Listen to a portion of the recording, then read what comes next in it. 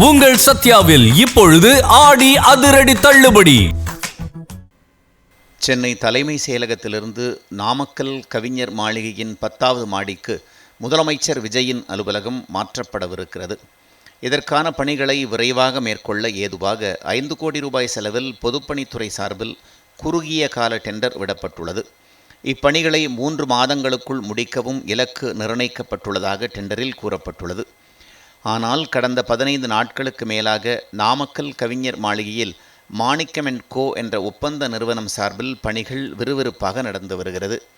90% பணிகள் முடிந்த நிலையில் இன்னும் 10% பணிகள் மட்டுமே எஞ்சியுள்ளது.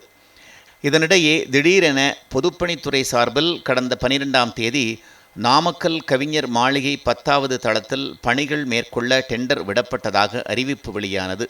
ஏற்கனவே முடிந்த பணிகளுக்கு புதிதாக அறிவிப்பு வெளியிட்டிருப்பது பொதுப்பணித்துறை வட்டாரத்தில் சர்ச்சையை ஏற்படுத்தியுள்ளது. அரசு டெண்டரில் அனைத்து ஒப்பந்ததாரர்களும் கலந்து கொள்ள வேண்டும். ஆனால் ஏற்கனவே பணியை ஒரு நிறுவனம் மேற்கொண்டு வரும் நிலையில் அனைவரும் கலந்து கொள்வது சாத்தியமில்லை.